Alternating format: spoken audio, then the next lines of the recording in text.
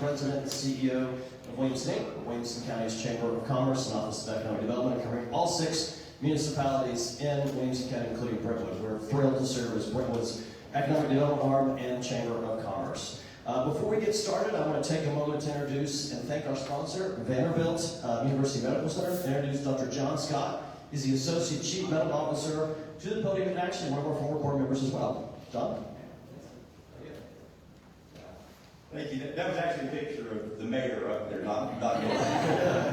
So, good morning. We're proud to be presenting sponsor for this event. On behalf of Vanderbilt University Medical Center, I want to say thank you to Williamson Inc. and the City of Brentwood for hosting this event and for continued leadership. The UMC has a long history and growing footprint right here in Brentwood. From primary care services to specialty care to a walk-in clinic right over on Franklin Road. We have this partnership because our goal has been to bring world-class health care to your own backyard. That's one of my favorite Vanderbilt taglines that we've had over the years. Physicians, nurses, and staff are part of the community. Many of them live here, send their kids to local schools, and are part of building Brentwood into such a quality environment.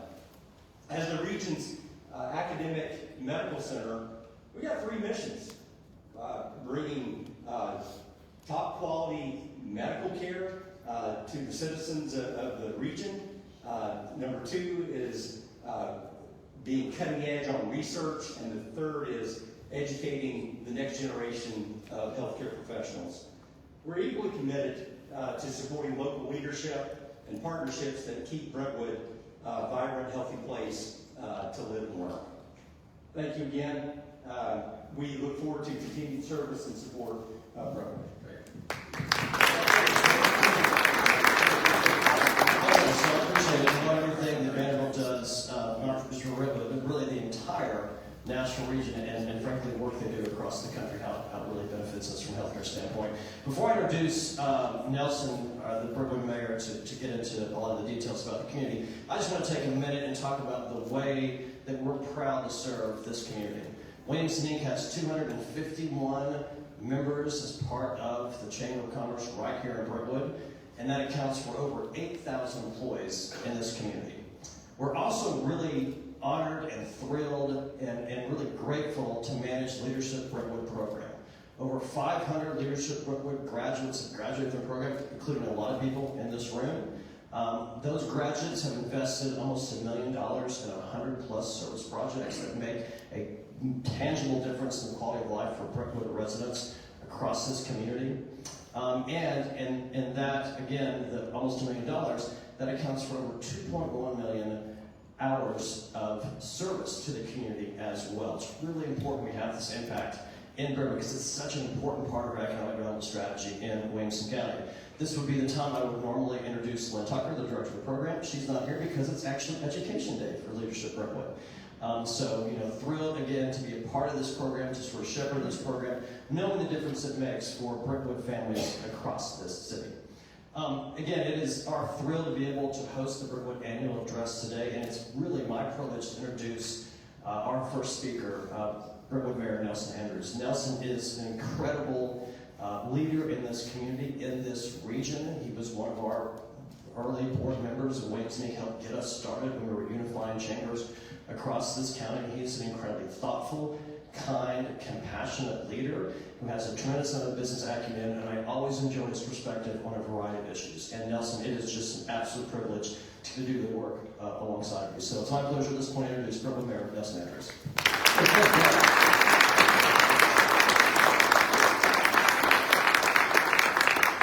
And thank all of y'all for being here today. I'm just blown away by the size of the group and people coming here. And this is a fantastic trip. Come on, Jared, you got that phone. So many friendly faces here. I'm making fun of Jared, but he and I actually went to high school together, so we go back months. And we've got a lot of folks here that know for so many walks of life. And it is great to be here. As Brentwood Mayor, and I think most of y'all here know, the Brentwood Mayor isn't a direct elected position. I'm one of the commissioners, fellow commissioners here that I'll introduce as well. But after an election, we choose one of the commissioners to represent Brentwood, at different things like this. So really, it is a privilege to represent my fellow commissioners here and our city staff. And I think you guys are doing this church style. I think you filled in the back rows back there. But being able to represent our team, the city, is a tremendous privilege. And also, I'm really impressed by the number of elected officials from around the area here. So I'll start out with first introducing our team of the city, Commissioner Ann Dunn.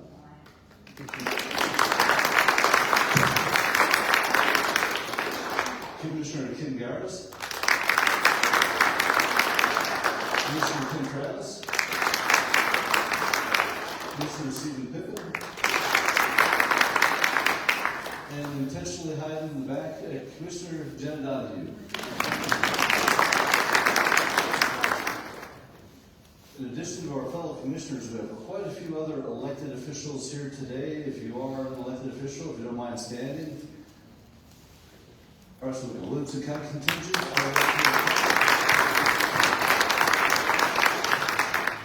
Also, I think a number of y'all probably saw Senator Jack Johnson here earlier. He has really logged more than his fair share of hours in Brentwood this week. I think this was his third Brentwood event in the past 3 days. Very engaged. He had a commitment down in Nashville this morning, so I hope those of y'all who want to visit with Senator Johnson got a chance to see him before he left, but I want to thank him for being here as well. So as we're getting started, we're going to do this as kind of a fireside chat format. So I've got my partner in crime, Charles Booth. Charles is the Director of Community Relations for the City of Brentwood. He is also a recovered newspaper reporter. So we have his newspaper man hat on today. So he's here to help keep it, we'll ask questions, keep it focused, and keep me from drifting off into the ether too far. So as we're starting out, as Matt mentioned, I'm the mayor of Brentwood, and I've been mayor for about 6 months.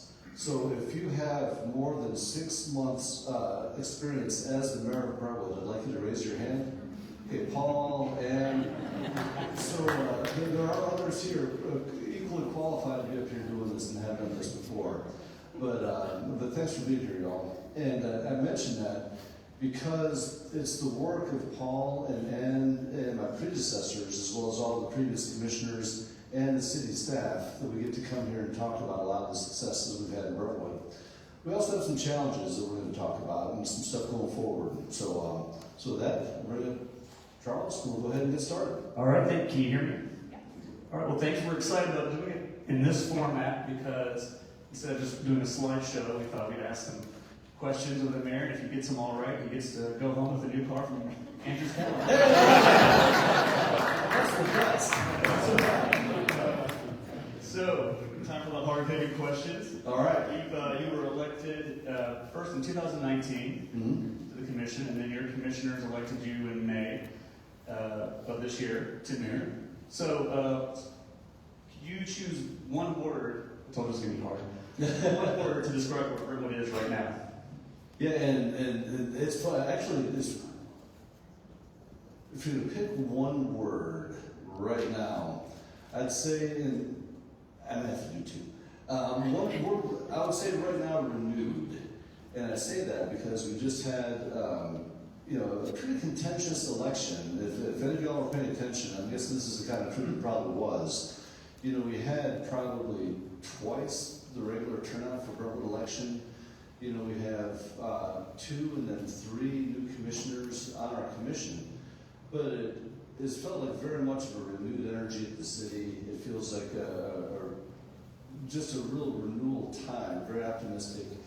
I couldn't be more excited about our new commissioners. We've got Commissioner Donahue and Commissioner Pippin, each with 10 years plus experience on the planning commission. So right now, with things going on in Brentwood, and I think if anyone's noticed, there's some redevelopment going on, some new houses coming up, and some challenges as we have the community hitting its second to 50 years. So having that kind of bench strength, and Commissioner Travis has also got planning commission experience. Having that kind of bench strength from a planning, codes, and the building standpoint on the commission is fabulous. So that's great. But as I'm thinking, renewed is a word right at this moment. But if I was going to pick one word for Brentwood, longer term, it would be intentional. I think Brentwood's a very intentional city. I think when we're at our best, we're working the plan and staying on target and picking our battles. Some of y'all may have heard me say before that one of the hardest things as an elected official is when somebody brings you a for real problem and you agree with them, this is an issue, but I'm still not going to do anything about it because government isn't the solution for every problem, and we're not the tool for every job. And I think that's part of the secret sauce of Brentwood, is being intentional about the battles we pick and not trying to take every good idea and execute it. Because if you try to execute every good idea, you end up mediocre and broke. And we don't want to be that way. No. So the takeaway is the one word is renewed and intentional. I think the other word pulled that into motion. One word. One word. No, that was right. Box. I forgot about the lockbox. Yeah. Oh, yeah. It's 2025, almost 2026. One of the guiding documents for the city is the Brentwood 2030 plan.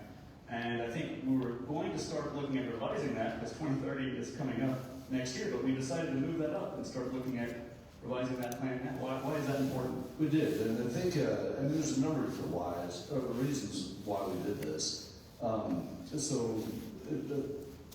Brentwood is part of that being intentional. And I think the original, and Commissioner Dunn, you may know, was the 2000 program, the original long-term planning, or the 2010. So we've done long-term plans, and probably the most famous one is probably the 2020 plan, because it's kind of pithy, Brentwood's 2020 vision. People really leaned into that. Updated the 2030 plan around 10 years ago. So 10 years later, it seems like a very sensible time to do an update for the 2040 plan. Right. But also, right now, in terms of doing it this year, not next year, some of that, frankly, is back to that renewal thing. Because not only do we have a renewed commission, part of the big messaging of that last election was people in the community wanting to have a voice in the community. About a year ago, one of the biggest refrains that was going on was that a big decision, and people asked to have a big bond issue up for referendum. And there's a lot of talk about people wanting to have a voice in this process. And so it seems like that was a message in the election is people would like to have an opportunity to weigh in on the direction of the city and participate, which is an important part of the long-term planning process. Not only do we have 3 new commissioners with Commissioner Guerra's, Donahue and Pippin, we have a new city manager, Jason Gage, who's quietly sitting in the back row. So, Jason,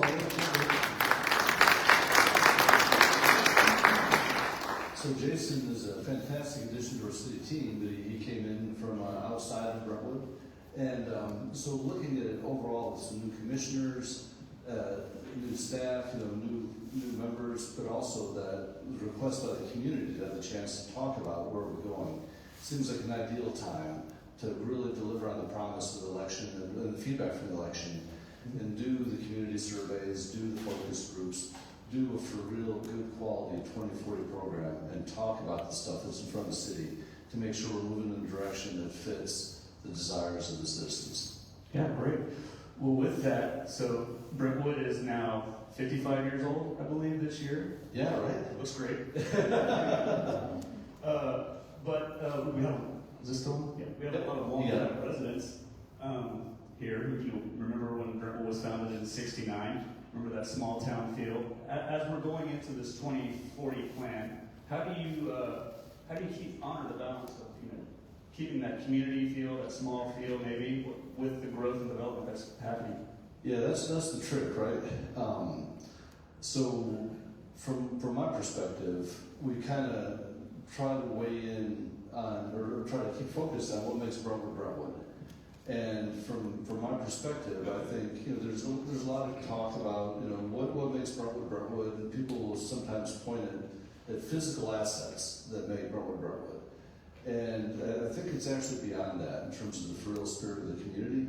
I think a fundamental quality of Brentwood is it's safe. We really support our public safety, our first responders, police, fire and rescue, EMS. So Brentwood needs to be safe first and foremost. And Brentwood is beautiful. I mean, if you drive around the city and people come to visit us, especially we're in the car business, it's my day job. Right. So we have people that come in through the car business from other areas, and when we get a new rep, it's always fun to take them and just drive them around right quick to give a sense of where they are. And they are universally blown away just through a 20-minute drive in Brentwood. And if you take longer than that, it's even more so. And that's an effect of our tree board, that's the way we organize our land and our green space. But Brentwood is beautiful, and it needs to stay beautiful. Brentwood is financially stable. And take a look, we've benefited tremendously. And I got to tell you, being on the commission right now is a great job, in part because of the job done by former commissioners. Because was it always financially stable? Was Brentwood always financially stable? Oh well. Right, exactly. And I got to tell you, if we had $600 in the bank right now, you'd have to talk me off the roof. In the early 90s, late 80s, early 90s, Brentwood was really having to take a look in the mirror and decide who they wanted to be when they grew up. And I think deciding to be financially stable is really a linchpin of the city, and it speaks a lot, and also speaks about choosing your battles of intentionality in Brentwood.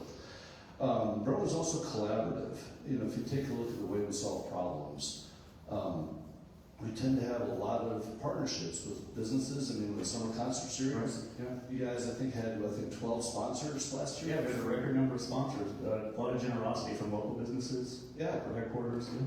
When we came out and did the mountain bike trails in Smith Park, the White Walk Brentwood team, these folks, they came out and they raised money towards the designs. They raised volunteers for the volunteer build portion of the trails. It was an incredibly collaborative effort that had a couple different impacts. Because being collaborative and doing these things in partnership is very cost effective, back to that financially stable thing. But also it shows community support. Because there have been some things that have come up that we've wanted to do, and the people try to go out to raise all the money and get all the support they think they need to do it, and it's not there. And I'm not going to call names, but I'm just going to say that doing that collaborative effort is a great way to not only get a cost-effective service delivery, it's a great way to measure community support and community sentiment, and I think it's a great process. And then back to those things, I think the last thing I think that all of this that makes Brentwood really collects those things together is Brentwood is centered around community activities. I think about my journey here in Brentwood. starting out, as a student, when a lot of our activities when I was at Brentwood High School were centered around the Brentwood High School band and drum line, which was also centered around the football games, the basketball games, and, my parents and their social crew was largely organized around my friends and our social crew. And this has continued on through my life, from when my kids came through Crockett, Woodland, and Ravenwood, and Brentwood Blaze football, and YMCA soccer, and Upward Stars basketball. And that was just my particular path. But almost anybody I talk to that's really getting the full Brentwood experience is organizing a lot of their life around the library and the library board and volunteers here, Friends of Brentwood Library. And there's so many different groups that are doing things here in the city. And that is, I think, the essential fabric of our community that kind of knits us together. And also, those are the relationships that help you out, because there are times things come up, marriage stuff will come up, and I'll think, oh yeah, I used to coach that guy, someone I need to call and meet. And you can have, it's not a cold call, it's a warm introduction. So I think, Brentwood being centered around community activities makes the whole process of being in Brentwood better. So back to your first point, how do I balance honoring the community feel while embracing growth and change? I'd like to think that as a commission and as a community, we lean into those kinds of values, because we can't just freeze the city in amber. I mean, if I took, I had a really good year in the early 90s, but if I was still walking around in cargo pants and, if I had the same wardrobe, doesn't work as well, right? That would be great, though. I'd love to see you in cargo pants. My wife is over here laughing because she knows I still wear them when I come to the I still love them. But, you can't just freeze the city in amber. You have to go through and have an intentional process for how to keep your values while moving forward and staying relevant to the community. Yeah, that's great. And the community support for several events like our Arbor Day celebration, History Bowl. We have just a very generous community, and we're always looking for more sponsors. So if you want to come see me after the meeting. Yeah, and I appreciate bringing up Arbor Day, because I'm so impressed by this crowd. So you mentioned the fact that I think Arbor Day has twice this many people. Maybe we should be giving out trees. Yeah, next year we'll give out free trees. Yeah, exactly. All right. Well, as we look forward to retaining this community, projects. Is there an upcoming project in Brentwood that you're most excited about? Yeah. It could be more than one, as we did with the works. Yeah, right. So, why not ask me to pick my favorite kid? There's some projects that we love talking about. I mean, the Windy Hill Park is a project we love talking about. And we'll be doing the grand opening, I think it's December 13th? Yeah, 13th, 10 o'clock. December 13th, we're doing the grand opening. So, our park system is amazing, but we've had kind of a gap in service on the north side of the city. So while people love Old Smyrna Road in that area, I mean, it's beautiful, but no park, no sidewalks. A very different experience living on the north part of the city of Crown Delay than it is living right off like Concord Road and Wilson Pike. We've got Crockett Park and River Park. We're down farther south we have Smith Park. We're over off Granite White. We're Granite White Park in Deerwood. I mean, amazing park system. Great parks. Yeah. But we had a gap in service. So I'm so happy about being part of Windy Hill Park, getting that up and running, being able to have the grand opening. And for anyone not familiar with it, it is the old Sensing property.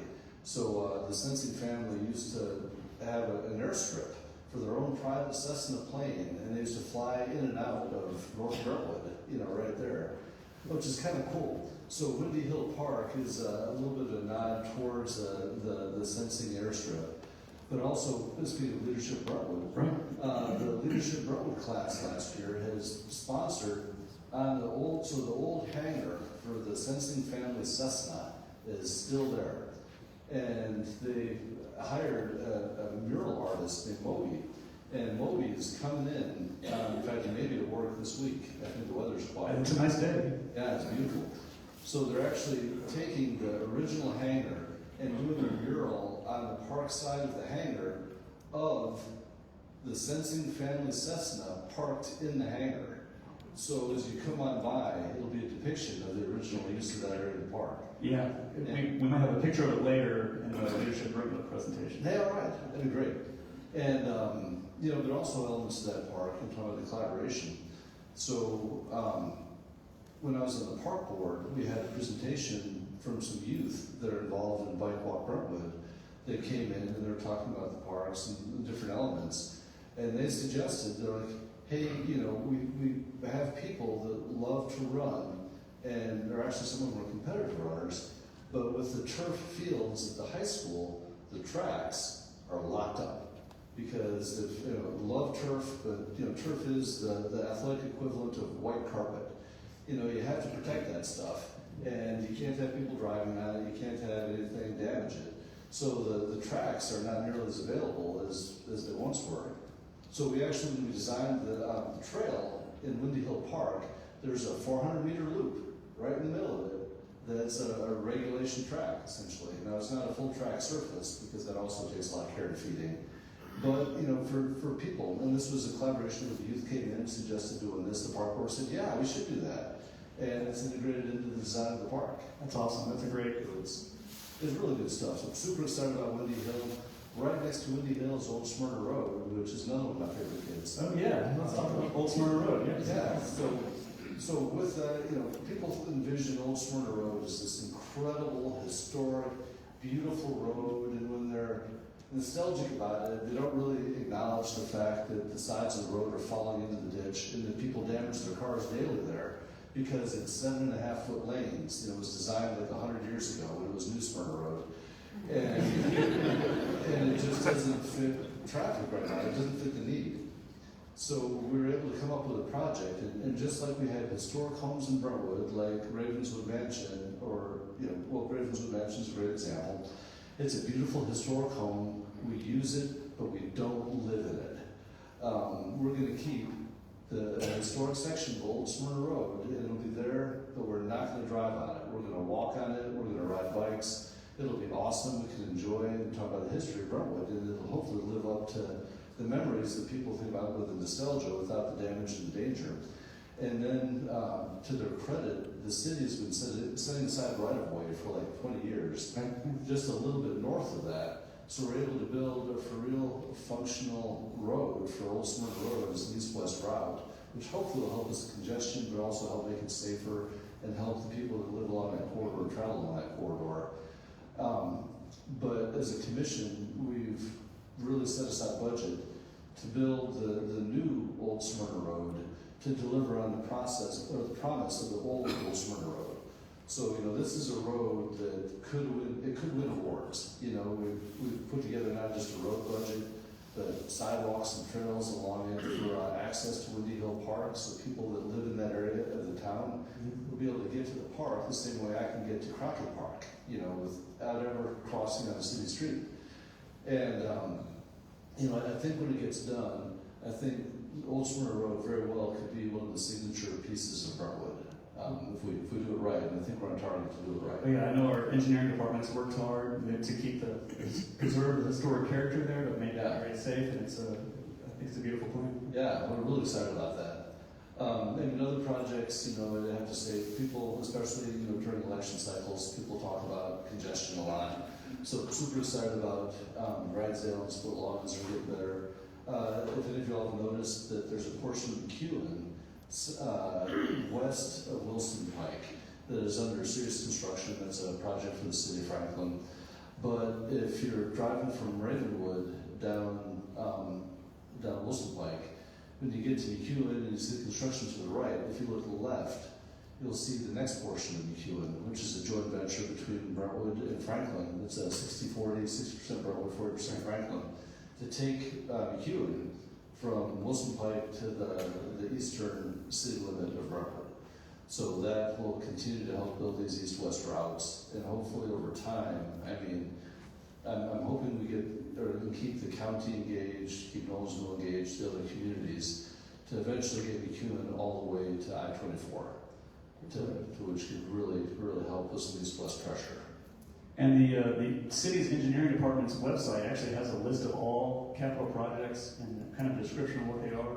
So Google Brentwood capital projects to take you there, and it's really informative. Yeah. So it takes on my third favorite kid. So if any of y'all were at the police headquarters a couple days ago, we mentioned the Veterans Monument that we're building over at police headquarters. So that is a big project. We're really excited about it. We actually have an ad hoc committee working on design and working with a group of veterans and other organizations. So the city is putting up some seed money. You know, we're supplying the site and we're supplying some money towards design. Our hope, back to that collaborative thing, and cost-effective strength delivery, and finding out how much the community really wants to see this go and how big it could be. They've opened up a fundraising site already to where people can contribute directly to this project. And I'd say that the size and scope of this project is going to be directly, in all likelihood, directly related to the community support of this project. Yeah. The early indicators are as good, but if any of y'all have a veteran in your life and you're wanting to find a great Christmas present because you don't know what to get them, maybe supporting the Veterans Monument. But that's right to the north side of the police headquarters, between police headquarters and the pond that's right there. So very excited about that. Yeah, it's a great location. We can have events inside like we did with the Veterans Day if it's too cold. So Yeah. This Giving Tuesday, if you're looking for something to support, the Veterans Monument would be great. Yeah, I encourage that. Yeah. Any more favorite kids? Tons of them. Trish, any favorite kids you should mention? So our kids right now are spread around the countryside, but we're finally, after only 28 years, empty nesting, and now I'm getting the thing, don't mention the kids. Well, let's go on. So, how do you see business strengthening our sense of community here in the coming years? Yeah, well, we've talked about that quite a bit. You know, Brentwood is lucky enough to have a great business community, and they come out and they sponsor our things, you know, at the city, but they also sponsor our things in the nonprofit community. I mean, if you take a look at the YMCA and how many different companies and different groups came out to fund that project, you know, I think that this vibrant business community, and frankly, I'll give the Williamson County Chamber a lot of credit. You know, I mean, things like this are part of what they do, but the chamber works really hard to connect the community and the government and the different groups to collaboratively problem solve. And really, it is such a natural process at this point. I mean, I think back to my dad's right here in the second row. When I was growing up, my dad, George Miller, and you know, all these guys, they were super involved in the Brentwood Rotary, the Brentwood Chamber, all these events, and the business community and the community, the schools and the city were so intertwined, and it started from the early days and it stayed that way. It's almost hard to call out exactly how they collaborate because it's so natural. Right. Yeah, it's just part of the culture here. It really is. You mentioned like Leadership Brentwood, you know, these things keep going on, and I think that Leadership Brentwood is 30 years old, 35 years old. I say 35, but I'm looking at Williamson people who are giving me the face that they don't know either. Well, Leadership Brentwood, I think, predates Williamson. Yeah, we'll go 35. So Yeah, we'll go with that. All right. So now it's time for the really hard journalistic questions from this pre-approved list. What do you see the biggest challenge facing the city right now? All right, so I don't know if we got any John Mulaney fans out there. John, got one right here. So he'll talk about, like, if you're trying to think of, okay, what is the worst? It's the one that you don't say. You know, so I was trying to think, what don't I like talking about? And the top of the list of things that I just, it's not because it's a bad project, it's not because it's a bad challenge, so water and sewer is a big part of what we do in the city. And that's one of our fundamental things. If we don't get that right, you know, you gotta have that done, and stormwater is part of it. And so we have an agreement with TDEC, the Tennessee Department of Environment, to continue to improve our water and sewer system. And frankly, when we had the state ecologists come out, I mean, he said he wished he had another city as good as Brentwood at following these things and doing this stuff. We're doing a good job with it. But the next phase, so stormwater retention is a big deal. And when you have a big storm like last Friday, not all that stormwater goes exactly where it's supposed to. And some of it goes into the sanitary sewer system. Just because it either breaks some pipes or people that have stuff misrouted. So what you don't want is to have the stormwater go in the sewer system in a way that it overflows the sewer somewhere where you don't want it. So part of our agreement with TDEC is building these what they call stormwater equalization tanks. So we have a big one right out by the pump station on the west side of the city, but we're getting ready to build another one right over here by the WSM Tower. And it's going to be a good sized storage tank. It'll be right there by the Concord Road I-65 interchange. It is not a project that I'm talking about because I mean it's something we've agreed to do and we've got to do. We've spent in the city budget for like over a decade, you know. So it predates just about all the commissioners, but the commission is back to that intentional thing. We're intent in following the agreed upon plan, and the agreed upon plan for water and sewer is to build a big stormwater equalization tank. And this isn't like a decision where we get to decide, hey, where would that look good? Because with a stormwater equalization tank, where the engineers say it has to be to do its job. And that's where it's going to be to do its job. And so we're building it. And, you know, it's a lot of money. I'm not sure everyone's going to drive by and say that is an awesome addition to the park. But it is a necessary addition to our community. You know, so that's a project that, Yeah, no, it's good. That's a challenge. But, you know, and I hope all of y'all give some grace as we're doing this.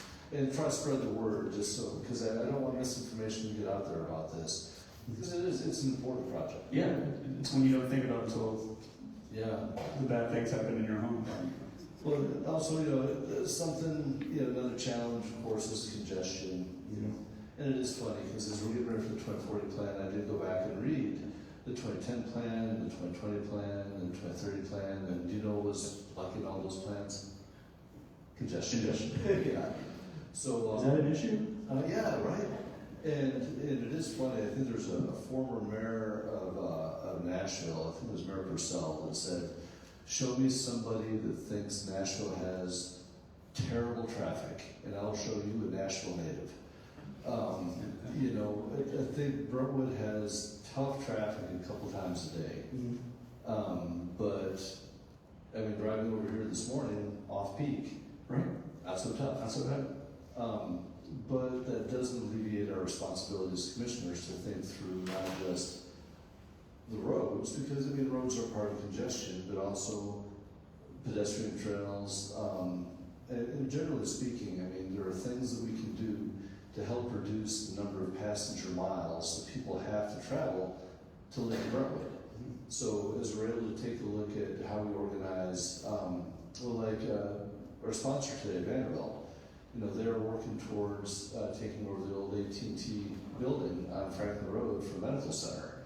And that very well, I mean, it's designed to provide services to people who live in Brentwood that will then have much fewer or many fewer passenger miles to receive that kind of care than if they have to travel somewhere else in the city, coming in and out, you know, through Brentwood and neighboring communities. So going through and organizing the city in a way that helps reduce, you know, the number of passenger miles is something on the table. But for the commission, the trick is back to that what makes Brentwood Brentwood thing. How do we keep Brentwood beautiful, but how do we keep it functional and relevant as we're doing these things? And for better or worse, a lot of the easy solutions are already in place. So now we're on to what are the compromises that you have to consider as a community. So I hope as we're looking at things like congestion, as we're looking at some of the different things, we're considering that. And along those lines, you know, the tax base, something that our city staff brought up pretty clearly last time around the city budgeting, is currently in Brentwood, we're very sales tax dependent.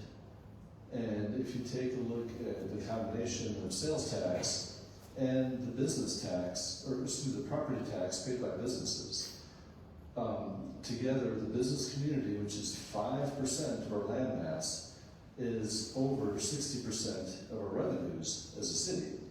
So, which is great because it helps keep our property tax low when we're over 30 years into having the same effective property tax rate for residential property tax.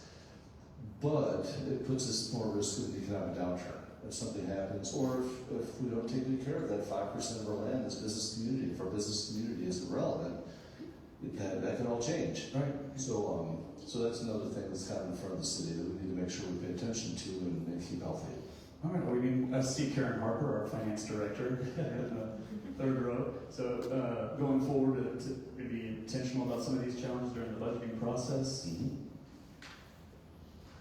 Yeah, no, it's, these are all things we have to take a look at, and I'm also hoping that as we're considering it, you know, it's, we talk about the 2040 plan, I think it was like Henry Ford made the comment at one point that if you polled people and asked what they wanted, they would say faster horses. You know, when we do the 2040 plan, I'm really hoping people get really involved, but I think if we just did it cold, just out there and said, okay, what does everyone want to do in Brentwood? I think most people say, it's great, don't change anything. But back to the wardrobe comment, is that realistic? Right. You know, so I do hope that as we're doing the 2040 plan, that people really do it and participate in a thoughtful way and think about, okay, what other communities do you visit, what things are well, how do we keep the things that make Brentwood Brentwood, but also think about how do we execute those in a way that keeps Brentwood relevant, that, you know, we don't turn out to be, you know, the equivalent of having a green shag carpet in your living room. You know? And carpet pants. Yeah, carpet pants. So, with the way the city operates, is there something, an idea or innovation or something new that you're excited about within the city itself? Yeah, I mean, one thing I'm really excited about is, so I don't know if any of y'all have noticed on the east side of the city, we're kind of a one-bar town. And by that I mean if you try to look at your cell phone anywhere to the east of where we are right now, you've got like a one-bar service, right? Maybe. I think I'm in SOS modes in some part of Crockett Park. And we're taking a look at it, like, why in the world? Because, you know, Brentwood is not a technology-averse kind of town. And some of it, you know, some of the pressure on that has been because of an increase in the way people use their phones over the past several years. But also we're looking, and our code for cell towers was last looked at 25 years ago. And it turns out the technology is developed and evolved over the past 25 years. So, our codes for cell towers and that kind of technology is, I mean, not to throw stones, but it's horribly out of date. But we're not wanting, because it's looking at it, it was pretty well thought through to begin with, and that's how we got 25 years out of it. But how do we mildly amend it in a way that we don't end up with a forest of cell towers, but that allows us to have cell service consistently through the Brentwood city limits? And I think we've got a strategy towards that. I'm really excited about that, and I think we can. I'm hoping we can execute this in a way that we really see the benefit without noticing a big proliferation of new towers. Right. But also, I mean, and I've made the comment several times. I'm also, you know, I don't think we're a tower-averse city. I mean, commonly one of the symbols of Brentwood is the biggest tower I've ever seen in my life, and you can see it out the windows right here, I think. So, I mean, you know, I'm glad we're nicknamed Tree City and not Tower City. But we could have been Tower City just as easily. It doesn't roll off the tongue as well, does it? Yeah, it does. But, yeah, but so excited about, you know, taking a look at that. You know, it's not mundane, but I think we'll make a real impact on people's daily lives. You know, we have things that have been going on from a tech standpoint. You know, our tech team has been great in terms of fiber rollout, data rollout. You know, having the first responders wired in with really good state-of-the-art equipment, which I think is, you know, ideally as citizens you don't notice that, but it helps us continue to be really efficient and keep us safe. You know, a lot of conversation continuing about traffic lights and coordination and monitoring and having, you know, state-of-the-art equipment with that. I think those are really good. Funny enough, the tree board is super exciting right now. We've got a couple new board members that are all about the canopy and talking a lot. And I'll go ahead and call it Tracy Stadnick, who, you know, she's been, I've worked with Tracy since we were together on the PTO board back in the day. She's one of our planning commissioners. But she's also on the board of Owls Hill, and she's bringing tons and tons of information to the tree board about things we can do to continue to improve our canopy and the beauty of the city in a way to get citizens involved and building through Arbor Day. And the tree board is really leaning into it, so I'm really excited about that. Excited about Bike Walk Brentwood and their engagement with Smith Park and the trails and mobility in Brentwood in general. So a lot of things that I think are very innovative that are mostly around partnerships and collaboration. That's great. Yeah, and Tracy's also with the tree board started a tree talks, which is something the tree board does every few months. There'll be one probably in January with more information coming soon. Mhm. All right, so we live in a a diverse community with longtime residents, people who've been here their whole lives, people moving in because they love what Brentwood provides. Mhm. We have school-age children, we have senior citizens. When you're looking at the 2040 plan, is it possible to kind of incorporate the needs of all these different groups? Yeah, and that's a challenge because I don't think Brentwood can be everything to everybody. Right. But I think something that really helps a lot, and someone kind of alluded to, we talk about the collaboration and talk about the way we problem solve. Brentwood tends to work through citywide service providers for a lot of services. So, for example, Brentwood doesn't have a city-owned and operated senior center. Brentwood collaborates with 50 Forward to do the Martin Center, and we've helped provide the facilities for them to execute the program. And this is a pattern you see over and over. Brentwood doesn't run a youth football program. They have a citywide service provider in collaboration with Brentwood Blaze. And, so we have these parks, and we have active fields in Crockett Park and Tower Park, and groups like Tennessee Soccer Club, Brentwood Blaze Football, Brentwood Ball Club, the YMCA. The list goes on and on and on. I mean, I'm speaking from some of the interests my kids had, but throughout it, I think part of the way that we can continue to do these with the diverse and evolving community is look for opportunities if people have something going on where we can help develop a citywide service provider kind of model, and where the city can help provide the facilities to allow them to put together the program and the volunteers and the budgets. I think we can get a really good result. And back to the point earlier, sometimes we've had some folks that have tried to be a citywide service provider, but they've found out it was harder than they thought. If the support's not there, it's harder to do. But on the other hand, if you take and pay for it with tax dollars, that doesn't make it less expensive. So I think that model has been pretty good. I'm hoping that's what we stick to going forward. Well, great. Well, we have a large group here, people who are interested in Brentwood, care about Brentwood. As we move forward, how do residents stay active in ensuring Brentwood is the Brentwood they love? Yeah, so we've got a bunch of different, I've mentioned several of our boards. So residents, getting involved in the things that you love and care about, volunteering, is huge.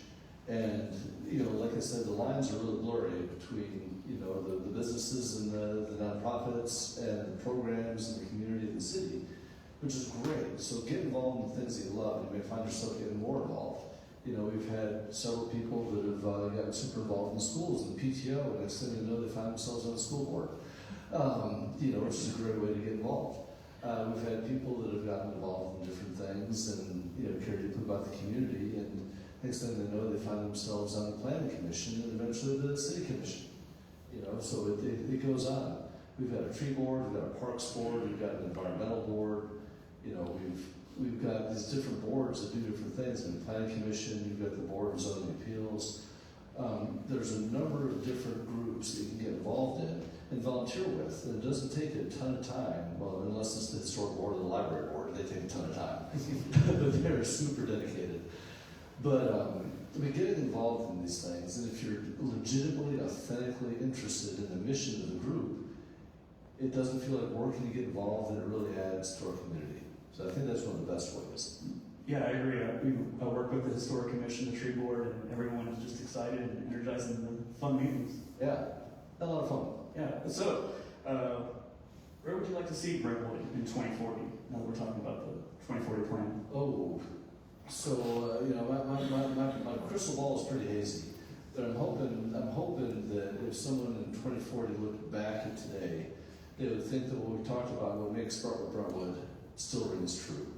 So I'd love to see that, and I'd love to see those things go on. Because if I look back at like the 2000 plan, the 2010 program, the values they're doing then still ring true to me. So I'm hoping we can continue that. Oh, that's good.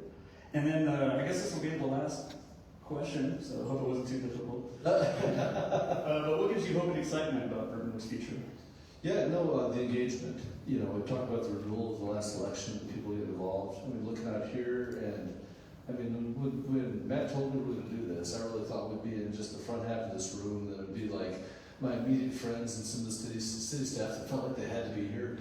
I can't believe we're filling this room, and that makes me super excited. Seeing the kind of turnout, we had an election. I got to tell you, being a commissioner for Brentwood is a great job, and part of the reason it's a great job is because people that write and contact me as the commissioner and as mayor, they have a really good base level of problem solving skill. I mean, I think it's a little bit of a bar to maybe make it in here, but we've got this great community and they're fun to collaborate with. And, you know, I like doing a newsletter periodically and I try to share what I see out there. And I'm just blown away by the amount of feedback I get back. And I think I learn more from the feedback I get from the newsletter than I get by writing the newsletter, which is just a great process. Great. And lastly, do you have more Vanderbilt or Michigan attire at home? Oh, wow. So, I've got a fair amount of Vanderbilt stuff. I've got more Michigan football stuff. Okay. It's, yeah. So our family has, I had a son, a niece, and a nephew who graduated from the University of Michigan the May before last. And Trish has brothers up, but we've got a long Michigan tie, and I'm a so-called double door. So I graduated both undergrad and graduated from Vanderbilt, and I don't know how to act when we're having a winning football season. But it's a lot of fun. I do have one other thing I want to do real quick. Maureen last night with the Franklin Visitors Bureau. Apparently she's not just Franklin. She's been thinking about Brentwood, and I really appreciate that. And we've done a little project a while ago where we did a survey talking to people about what they thought, how to kind of capture Brentwood. And while I've got my, what makes Brentwood thing, something that she shared with me yesterday was kind of a statement about how Brentwood sees itself. So the thing she shared with me is, in quotes, Brentwood, we value space, we give each other room to grow, room to be yourself, to follow your passions, and enjoy our natural surroundings. We're a mixture of old and new, a place with character and a clear sense of who we are. We have high expectations of each other and ourselves. We take pride in our schools, our homes, and the quality of life we've created together. Because in this community, we believe that open spaces can open possibilities. That was pretty good. That's great. Yeah, well, thank you so much, Mayor Andrews, and thank you to Williamson Inc. for having us. So do we have time for any Q&A or anyone with pressing questions? Any? I can just. We'll start in the front row and work. So you talked a lot about. Sure, Mike. So you talked a lot about the importance of the businesses here. Could you please tell us what kind of businesses are going to be important for the 2040 plan, so we can start planning for it? So, I mean, in terms of what kind of businesses are going to be important, I think something that, I guess depending on how you want to answer that. Like, I don't think Brentwood does a lot to direct the community towards specific businesses or to target specific businesses, but I do think we try to lay a framework that allows businesses to desire to be here. And we've got quite a few corporate headquarters here. We've got some great local restaurants and other retail businesses. From a business perspective in the 2040 plan, what I do hope people are doing is taking a look at our business districts and participating in how they see developing and growing in the future to continue to be relevant. Goes back to trying to reduce the number of passenger miles it takes to live in Brentwood. I think if you can live in Brentwood and work in Brentwood, we're doing really well. If people that live in Brentwood feel like they have to leave Brentwood to get to their office, I think we've missed something. So I hope that through the 2040 plan, people will think about how do you help continue. People a lot of times, anyone running for commissioner of Brentwood will say, Brentwood is a great place to live, work, and raise your family, right? I mean, that is the go-to required tagline that every candidate is taught. And it doesn't need just to be a place to live and raise your family. I think we need to have that three-legged stool healthy. So does that answer the question? Great. And Chad, right here. I was just gonna ask for an update on the 2040 plan update process. What do we know so far as how that's gonna be executed? We're gonna hire a third-party consultant? What's the best way for everybody to plug in and start thinking about engaging in that process? Yeah, I think in the coming months, generally speaking, my impression is the city staff will go through and try to find a handful of qualified partners to be like a third-party consultant to help do it. Once we have some qualified candidate companies to work with, the city commission would go through and interview them and consider them and choose a third-party company. And part of that process, we'll be talking about the sort of process that they use. So we select the one that'll fit our city, which in the past that's included both surveys sent out to citizens, carefully written and hopefully widely responded to, but also in-person focus groups to try to have conversations. Over here. We also have the current 2030 plan on our website. If you'd like to, it's on the main page. If you want to just go refresh yourself. Hi, my name is Maria from the AC Hotel in Brentwood. I have a question. So we, in terms of hospitality and tourism, we do a really great job, I think, overall as the hotels here in the Brentwood area with weekday business, companies, corporate business. I think does really well. My question is that weekend leisure tourism. Do you know if there's anything perhaps in the pipeline? Thank goodness for organizations such as you mentioned, as Tennessee Soccer Club. We love them keeping us, full on weekends, things like that with great tournaments. But outside of particular soccer tournaments, do we know if there's anything in the pipeline that's going to help assist with tourism on weekends, bringing people more so here in Brentwood versus, because we get it all the time from guests going into Nashville or even into Franklin. So Brentwood, the closest thing we probably have to tourism might be Charles on community relations, which is almost 0% tourism. So we don't actually have a city-funded group like that.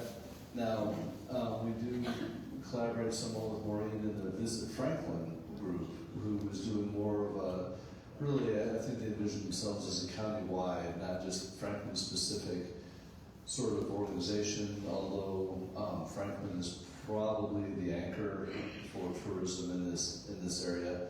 And like you said, with Brentwood being right between Franklin and Nashville from that logistical standpoint, I don't anticipate us as a city putting tax dollars towards a tourism focus, but we do believe strongly in private business and private enterprise and their ability to run the healthy business. And we would like to make sure that we provide an environment, the public safety, the different infrastructure to allow them to execute their business plan.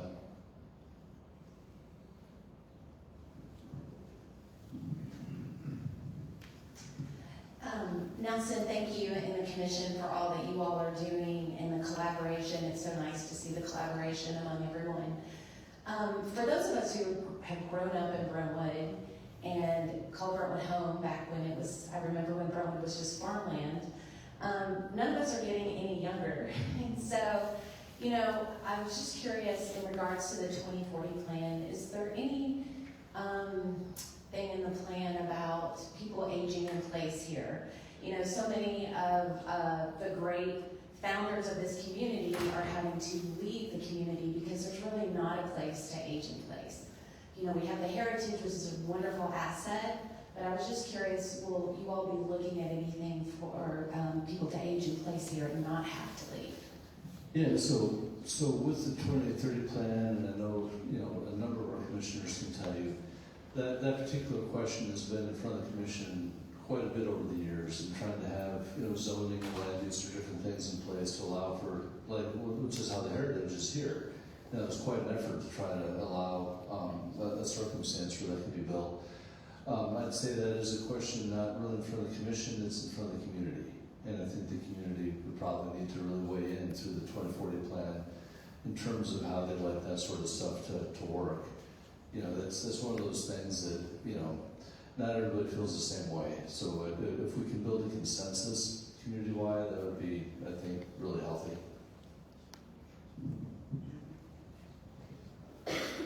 I'm Janice Spillman. I've lived in Brentwood more years than most of the people in this room are old, but I would like to, I second your motion, obviously, because as a person who's lived here almost 54 years, this is my community. I know where everything is, and the thoughts of having to move away from my community are not appealing at all. So that said, I certainly want to be part of whatever is looking at 2040 and addressing that issue. My question is about the storm drainage tower that you mentioned. Has that begun? If not, when do you think it will be? And an approximate figure of what it's going to cost us? Just so we won't have sticker shock. No, right. So it's in design right now, and Jason, we're thinking it's about a year and a half out in terms of breaking ground. Probably, yeah, ish. You know, there can always be things that happen. It is breathtakingly expensive. I think along the lines, am I remembering $20 million? Is that right? Ish. That's the right magnitude. You know, you always hate to guess about, you know, the cost of a project that hasn't been fully designed yet. And we still have geotechnical and other stuff to do to make sure we know what's on the ground and how it all works. And there will be decisions in terms of, you know, do you put it all above ground, you try to bury it, which would be a lot more expensive. You know, there'll be there's some pending decisions that'll have to go through engineering on that. But yeah, no, it's going to be, shockingly big and shockingly expensive. I think in all likelihood, but hopefully well received and hopefully it does its job. All right, so I think, Matt, that's about the time we committed to. One more. Okay. Yes, I'm Larry Cash. I've been here 30 years. I'm a healthcare transplant from Kentucky. Along the line of the last two comments, is there any consideration for people's age? First of all, Brentwood's got great home sites, great subdivisions, great builders. Congratulations for that. I've enjoyed living here for 30 years. What about luxury condominiums for people who live in homes now and want to move into a 4,000 or 5,000 square foot condominium? It seems as if that would be a good addition for a community to keep people like that by moving from their homes as they get older in age into a well-established, well-maintained 4,000 to 5,000 luxury condominium. So right now, there is no zoning on the Brentwood books to allow for that. And any time that has come up, the citizen feedback we had was that, well, there are some people that would like us to consider it. It has never had the political support to be added to our code and ordinance. So we've heard over and over and over and over that people would like us to average one residence per acre, and that is the current standard. And I haven't seen anything that makes us think that's being revisited. You know, back to that, I think Brentwood needs to be really good at some things, but I'm not sure it can be everything to everybody. I haven't seen anything to make me think the condos are coming to town. But once again, I'm one of 7 commissioners. You know, we have a full commission. And if at some point, you know, Brentwood decides that there needs to be a change, I wouldn't say never, but it doesn't seem to be on the horizon. All right. With that, Thank you, Nelson. Thanks so much. I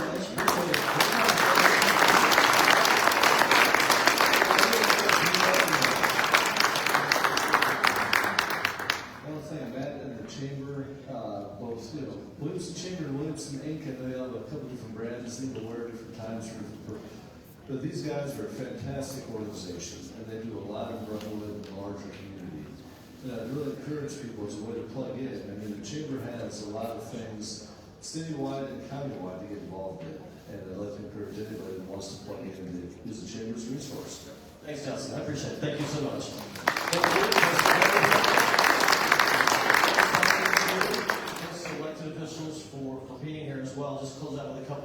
No, Charles, thank you so much for being here as well. I appreciate that. I think one of the things that really jumps out at me in the conversation was about how important collaboration is. It's part of the culture here in Brentwood, and thankfully it's part of the culture in Williamson County. Last fall, we hosted 3 different communities across the country, 2 in Texas, 1 in Georgia, to learn from Brentwood and Williamson County and Middle Tennessee about how we do things so well. And what is really the thing we do well is collaborating with each other. Doesn't mean we're always going to agree. We shouldn't. That's not the way life works, nor should it. But how we really understand that we come together and work for the greater good of this community and this region. And that is something that's so special here, too. I also think, too, having the business community support the nonprofit community, support the residents is something we talk about all the time. When we recruit a company to town, we talk about expectations once you're here. And that expectation is to be involved, is to give back, and to engage. And we help them develop deep roots in the community that at the end of the day is going to benefit the residents, future residents, and your kids and grandkids. It's really important to us as well. And I'll end by talking about something that Nelson mentioned as well about plugging in and being a part of this, of the work that we're doing. We have 2 more big signature events to close out the year. Our Keys to Housing event, looking at some of the housing challenges across the county. That's actually a week from today, November 20th, in Brentwood. Both of these have a Brentwood connection at Brentwood Baptist. You can sign up online. And then our annual celebration features one of Brentwood's, I would say, most well-known businesses, Tractor Supply Company. A company that made a point not just to invest in Brentwood, but several years ago to reinvest in Brentwood by building their new supports, or at this point not new, their store support center in here, employing over 1,000 people. So we're thrilled to have how a lot we talk about Giving Tuesday was referenced earlier. We're going to put the spotlight on the nonprofits and the businesses who give back to them as well. So hope you'll make a point to join those 2, both on our website, williamsonchamber.com. Again, thanks so much for being here. Thanks for supporting this. Thank you, Nelson. Fantastic job. Thank you, commissioners, for being here. We look forward to seeing you all at the next event. Thanks.